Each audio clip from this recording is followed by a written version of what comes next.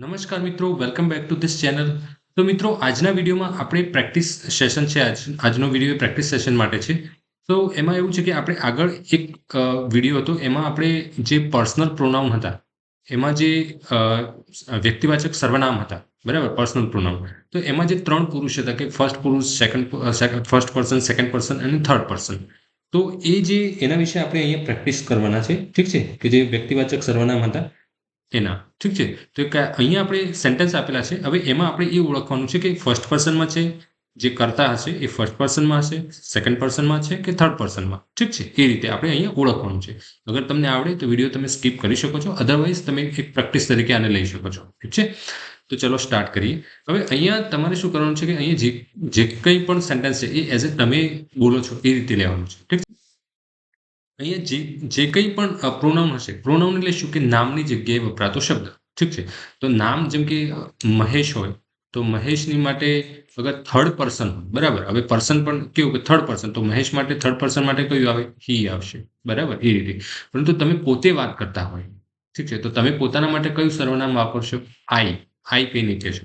અગર તમે કલેક્ટિવલી ઘણા બધા છો, બરાબર, તમે ગ્રુપમાં ફોર એક્ઝામ્પલ બધા મિત્રો છો, ઓકે, તો કલેક્ટિવલી તમે પોતે કંઈક કહેવા માંગતા હોય તો શું કહેશો? પોતાના માટે કંઈક, મતલબ બધા તમે પોતે અગર બેઠા હોય ક્લાસમાં, ઠીક છે, અને તમે બધા ગાઈ રહ્યા હોય તો શું કહેશો? વી આર સિંગિંગ, લાઈક એ રીતે. તો તમે પોતાના માટે કયું પ્રોનાઉન વાપરશો? ઘણા બધા હોય તો વી. પોતાના એકલા માટે વાત કરતા હોય તો આઈ, ઠીક છે, તો એ પ્રોનાઉન થાય, ઠીક છે. પરંતુ સામેવાળી વ્યક્તિ હોય, એ બીજો પુરુષ હોય તો કયું વાપરાય? બીજો પુરુષ એટલે તમે એ જે તમારી વાત સાંભળે છે, બરાબર, સાંભળનાર માટે તમે યુ વાપરશો. પરંતુ અગર એ થર્ડ પર્સન ક્યારે બને? કે જેના વિશે તમે વાત કરી રહ્યા છો, બરાબર, તમે જેના વિશે વાત કરી રહ્યા છો એ થર્ડ પર્સન બનશે, બરાબર. પરંતુ તમારી સામે જે સાંભળે છે એના વિશે તમે એને જ તમે કંઈક કહી રહ્યા છો, ઠીક છે, એને જ તમે કંઈક કહી રહ્યા છો, તો એ સેકન્ડ પર્સન થશે, ઠીક છે. તો આ કોન્સેપ્ટ આપણો ક્લિયર હોવો જોઈએ, ઠીક છે. તો હવે આપણે સ્ટાર્ટ કરીએ, ઓકે. તો જુઓ, અહીંયા ફર્સ્ટ સેન્ટેન્સ છે આઈ એમ હેપી. તો અહીંયા આઈ જે છે એ પ્રોનાઉન છે, બરાબર. આઈ એ સબ્જેક્ટ છે, એ કયા પર્સનમાં હશે? તો કે ફર્સ્ટ પર્સનમાં, ઠીક છે, ફર્સ્ટ પર્સન, રાઈટ. કેમ કે પોતે પોતાના માટે કહી રહ્યો છે આઈ એમ હેપી, મીન્સ પોતાના માટે જ જે તે વ્યક્તિ, અહીંયા તમે પોતાના માટે જ કહી રહ્યા છો આઈ એમ હેપી, તો એ ફર્સ્ટ પર્સન થયું, બરાબર. આઈ એ ફર્સ્ટ પર્સનમાં આવે, ઠીક છે. સેકન્ડ છે you are late. You are late. હવે તમે એવું બોલી રહ્યા છો તમારા મિત્રને, for example, you are late, તો એ કયું થયું? સેકન્ડ પર્સન થયું. યુ આર લેટ, તમે એને જ ઇન્સિસ્ટ કરીને કહો છો, તમે એને જ ઇન્ડિકેટ કરીને જ કહો છો, અને એને જ કહી રહ્યા છો, બરાબર. એટલે એ શું થયું? અને સાંભળનાર પણ એ પોતે જ છે, બરાબર. એ સાંભળનાર પણ પોતે હોય અને એને જ તમે ઇન્ડિકેટ કરીને કહેતા હોય, ત્યારે કયું પર્સન બને? Second person. સેકન્ડ પર્સન માટેનું પ્રોનાઉન છે યુ. અગર એક વચન હોય તો પણ અને બહુવચન હોય તો પણ, ઠીક છે, સિંગ્યુલર હોય તો પણ, પ્લુરલ હોય તો પણ. તો આ કયું થયું? Second person, okay. થર્ડ છે he is watching TV. He is watching TV. હવે આ તમે ફોર એક્ઝામ્પલ બોલી રહ્યા છો હી ઇઝ વોચિંગ ટીવી, પરંતુ તમે એ જે તે વ્યક્તિ અહીંયા ટીવી જોઈ રહ્યો છો એને નથી કે, એને એના વિશે કહો છો, પરંતુ એને નથી કહેતા, ઠીક છે. તમે કોઈ બીજા વ્યક્તિને તમારી જે વાત સાંભળે છે એને કહી રહ્યા છો કે હી ઇઝ વોચિંગ ટીવી. તો ફર્સ્ટ પર્સન તો તમે થયા, સેકન્ડ પર્સન કોણ થયું? જે આ વાત તમે જે કહી રહ્યા છો, સાંભળે છે, એ સેકન્ડ પર્સન થયો, બરાબર. અને થર્ડ પર્સન કયો થયો? જેના વિશે તમે વાત કરી રહ્યા છો. એટલે કોણ છે? ઈ કોઈ છોકરો હશે, ઠીક છે, એના વિશે તમે વાત કરી રહ્યા છો, ઠીક છે. તો હી ઇઝ વોચિંગ ટીવી એટલે એ થર્ડ પર્સન માટે તમે બોલી રહ્યા છો, ઓકે. આઈ હોપ કે ક્લિયર થતું છે. ના થાય તો પ્લીઝ કમેન્ટમાં તમે કહેજો કે હજુ ક્લિયર નથી થયું, તો ફરીથી આપણે કંઈક બીજા એક્ઝામ્પલ લઈને સમજાવીશું. અહીંયા ઘણા બધા એક્ઝામ્પલ મેં લીધા છે, તો પણ મતલબ અગર તમને કોઈ કન્ફ્યુઝન રહે તો તમે કમેન્ટ બોક્સમાં કહી શકો છો, ઠીક છે. આગળ જોઈએ, વી આર ફ્રેન્ડ્સ.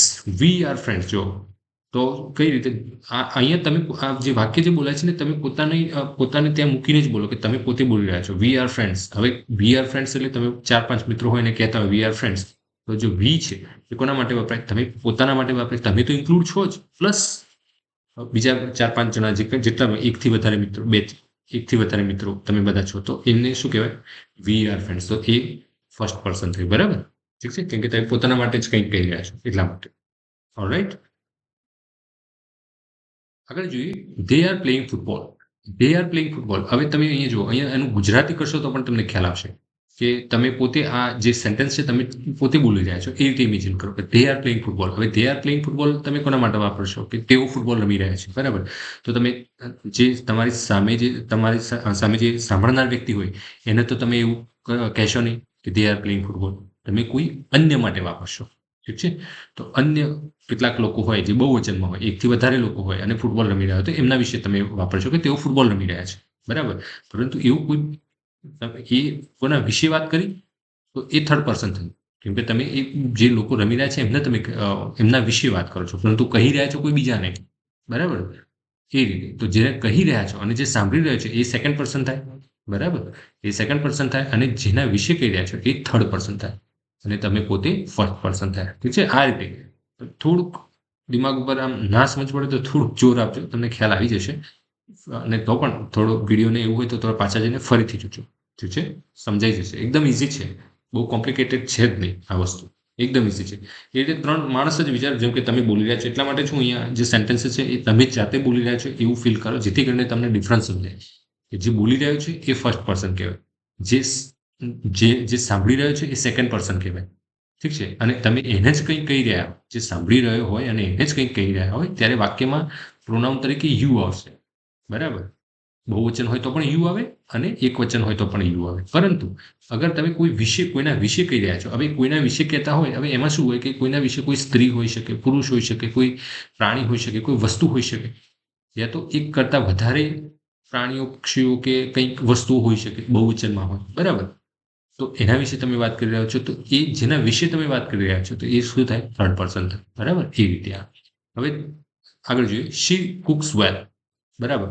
અહીંયા તમે બોલી રહ્યા છો એ રીતે શી કુક્સ વેલ, તેણી સારી રીતે રસોઈ બનાવે છે એમ, એ રીતે. તો એનો મતલબ અહીંયા શું થાય, શી જે છે એ કોના માટે વપરાય, થર્ડ પર્સન માટે, ઠીક છે. થર્ડ પર્સન સિંગ્યુલર સ્ત્રી માટે શી વપરાય, ઓકે. થર્ડ પર્સન ત્રીજો પુરુષ એક વચન, ઠીક છે, એના માટે ત્રીજો પુરુષ એક વચન, ઓકે. તો શી વપરાય, ઓકે, સ્ત્રી છે એટલા માટે. અગર છોકરો હોય તો હી વપરાય, રાઈટ. બસ આ રીતે થોડુંક પ્રેક્ટિસ કરવાની એટલે આવડી જશે. બેઝિક છે આ બધી વસ્તુ અને આનો ખ્યાલ હોવો જોઈએ, અધરવાઇઝ ગ્રામરમાં થોડું આગળ જવું મુશ્કેલ થઈ જાય. એટલે બેઝિક વસ્તુ તમને આવડે તો ધીરે ધીરે ગ્રામર તમારું એકદમ ક્લિયર થતું જશે, ઠીક છે. ક્યાંય તકલીફ નહીં પડે, ઓકે. આગળ જોઈએ, ઇટ ઇઝ રેઇનિંગ. ઇટ ઇઝ રેઇનિંગ, અહીંયા ઇટ જે છે એ કોના માટે વપરાય, થર્ડ પર્સન માટે, ઠીક છે. ઇટ ઇઝ રેઇનિંગ અહીંયા થર્ડ પર્સન માટે, કેમ કે અન્યની વાત થઈ રહી છે, નહીં કે સામેવાળા માટે તો હંમેશા યુ જ વપરાય, બરાબર. એટલું યાદ રાખવાનું, યુ હોય એટલે સામેવાળી વ્યક્તિ માટે વપરાય. સામે ચાહે એક વ્યક્તિ હોય કે ઘણા બધા હોય તો પણ તમે યુ હોય એટલે આમ સમજી લો કે સેકન્ડ પર્સન છે, બરાબર. એના સિવાય હોય તમે આઈ અને વી માટે તો સમજી શકો તમે પોતાના માટે વાપરો છો એટલે ફર્સ્ટ પર્સન થયું. યુ હોય તો હંમેશા સેકન્ડ પર્સન જ આવશે, બરાબર, રાઈટ. એટલું સમજાઈ ગયું, એટલે એક્સરસાઇઝથી સમજાઈ જવું જોઈએ, ઠીક છે. બાકી બધું જે કંઈ હોય, હી, શી, ઈટ, તે, આ બધા થર્ડ પર્સનમાં, આટલું ક્લિયર થઈ જવું જોઈએ હવે, બરાબર. સમજી લેજો એટલે. તો ફર્સ્ટ પર્સન, સેકન્ડ પર્સન અને થર્ડ પર્સન તમે હવે ઇમેજિન કરશો તો તમને ક્લિયરલી સમજાશે કે તમે યુ કહીને કોની સાથે વાત કરી શકો તો એ કયો પર્સન થાય, સેકન્ડ પર્સન. કેમ સેકન્ડ પર્સન થાય, કેમ કે તમે તમારી સામે ઉભો વ્યક્તિ છે, તમે એને જ કંઈક કહી રહ્યા છો, પેલો ના હોય, મતલબ એની સાથે જ વાત કરી રહ્યા છો, સામેવાળી વ્યક્તિ સાથે જ અને એના વિશે જ વાત કરી રહ્યા છો, ઠીક છે. તો એના માટે તો એ સેકન્ડ પર્સન થયું તમારા માટે એ સેકન્ડ પર્સન થયું, બરાબર. કેમ કે તમે બોલી રહ્યા છો અને એ સાંભળી રહ્યો છે અને તમે એના વિશે જ વાત કરી રહ્યા છો તો એ સેકન્ડ પર્સન કહે. પરંતુ એ સાંભળનાર વ્યક્તિને તમે કહી રહ્યા છો, પરંતુ કોઈના વિશે કહી રહ્યા છો, તો એ જેના વિશે તમે કહી રહ્યા છો તો એ થર્ડ પર્સન થયું અને સાંભળનાર જે છે સેકન્ડ પર્સન થયું. સમજાઈ ગયું આટલું, ઠીક છે. તો યુ હંમેશા આવે એટલે આમ સમજી લેવું કે સેકન્ડ પર્સન જ હોય, બરાબર. એમ આઈ રોંગ, ચલો આગળ જોઈએ. એમ આઈ રોંગ, અહીંયા શું થયું, આઈ જે છે, આઈ કોના માટે વપરાય, ડેફિનેટલી ફર્સ્ટ પર્સન માટે, ઠીક છે. અહીંયા ઘણું બધું હવે તમને ક્લિયર થઈ જ ગયું હશે.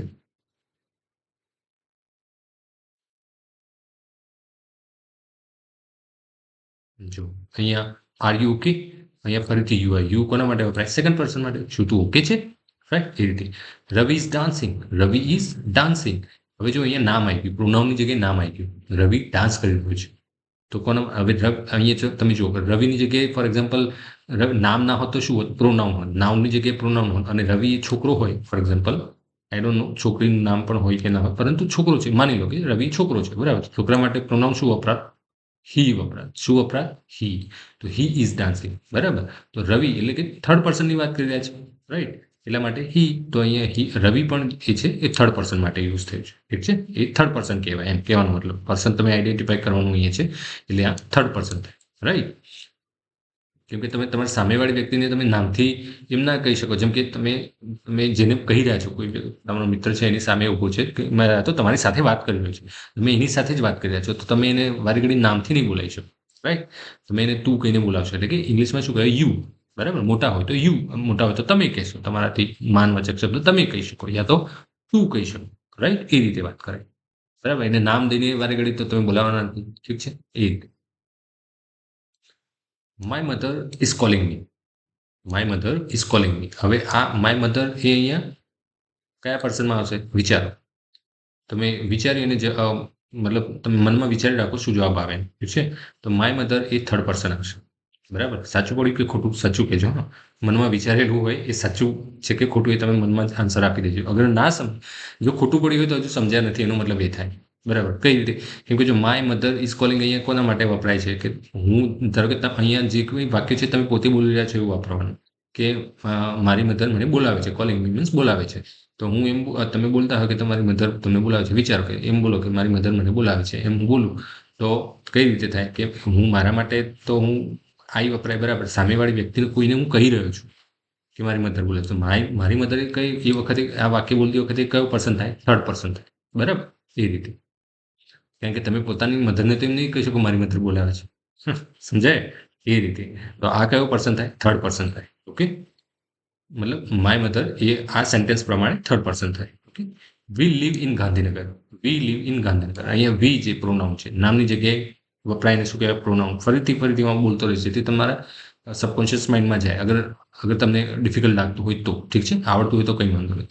તો વી કલેક્ટિવલી, એક કરતાં વધારે લોકો પોતાના માટે જ વાપરતા, મતલબ વાત કરતા હોય પોતાના માટે, એક કરતાં વધારે લોકો એક પોતે જ કંઈક કહેવા માંગતા હોય ત્યારે શું કહે છે? વી, ઓકે. તો એ કયું કહેવાય? First person. અને આ પ્લુરલ છે. ફર્સ્ટ પર્સનમાં પ્લુરલમાં વી વપરાય. સિંગ્યુલર હોય, તમે સિંગ્યુલર, ફર્સ્ટ પર્સન સિંગ્યુલર એટલે તમે પોતે. પહેલો પુરુષ એક વચન. પહેલો પુરુષ એટલે જે બોલનાર છે તે, બરાબર. જે બોલનાર છે તે પહેલો પર્સન. એક વચનમાં શું વપરાય? આઈ. એક વચન એટલે હું પોતે. પરંતુ બહુ વચન તો શું કહે? અમે. અમે ઇંગ્લિશમાં શું કહીશું? વી, બરાબર. તો એ શું થયું? એ પણ ફર્સ્ટ પર્સન જ થયું.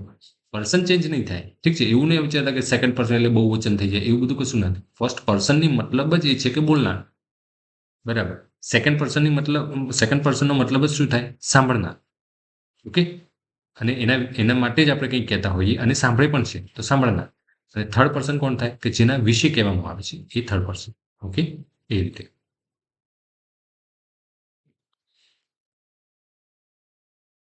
હવે 20 સુધીની એક્સરસાઇઝ છે.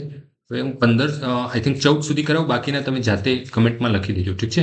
હવે જો યુ લુક ટાયર્ડ, બરાબર. તો યુ આપણે તમને કહી દીધું છે કે યુ કોના માટે વપરાય? સેકન્ડ પર્સન માટે, ઠીક છે. He has a laptop. He has a laptop. હવે અહીંયા હી કોના માટે વપરાય? જો આઈ હોય તો પોતાના માટે, તો ફર્સ્ટ પર્સન થાય. યુ હોય તો સેકન્ડ પર્સન માટે. બહુ વચન હોય તો એક વચન, બંનેમાં યુ જ વપરાય. અને હી શી ઇટ હોય તો થર્ડ પર્સન માટે. સિમ્પલ. તો હી કયો છે? કયો પર્સન થાય? થર્ડ પર્સન, બરાબર. હવે 15મું જોઈએ. I want T. આઈ છે ફર્સ્ટ પર્સન, બરાબર. હવે બાકીના જે છે એ તમે જાતે એક્સરસાઇઝમાં જોઈ લો, ઠીક છે. 16 થી લઈને 20 સુધી, ઓકે. તમે સ્ક્રીનશોટ લઈ લો અને આ બધા જ આ રીતે ક્રમમાં લખજો. નીચે આન્સર એવી રીતે લખજો કમેન્ટમાં કે 16, 17, 18, 19, 16ની સામે લખવાનું. 16 પછી શું લખશો? પ્રોનાઉન પણ લખવાનો તમારે આ રીતે. કયો છે? અહીંયા આ સેન્ટેન્સમાં ધે છે, અહીંયા કયો છે? ઇઝ આવશે ને? સાચું કે ખોટું? ઇઝ નહીં આવે. અહીંયા પ્રોનાઉન કયો આવે? શી આવે, ઠીક છે.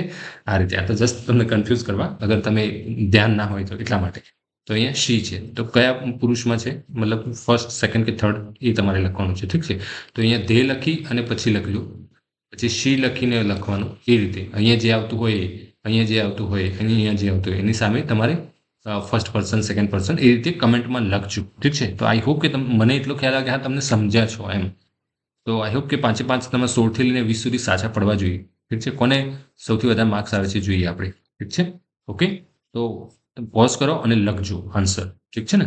તો ચલો મળીએ નવા વિડીયોમાં. ત્યાં સુધી બાય બાય. અને હા, thank you very much for watching this video. અને હા, વિડીયો પસંદ આવ્યો હોય તો લાઇક કરજો અને શેર પણ કરજો. આવી એક્સરસાઇઝ અગર તમને પસંદ આવી હોય તો કમેન્ટમાં લખજો કે હા પસંદ આવી, અને અગર આગળ આ રીતે અલગ અલગ ગ્રામરના ટોપિક વિશે એક્સરસાઇઝ જોઈતી હોય તો તમે કહેજો, તો આપણે બનાવીશું. ઠીક છે? ત્યાં સુધી તો હવે મળીએ નવા વિડીયોમાં. ઓકે, ચલો તો લઈએ વિદાય. ઠીક છે, બાય બાય.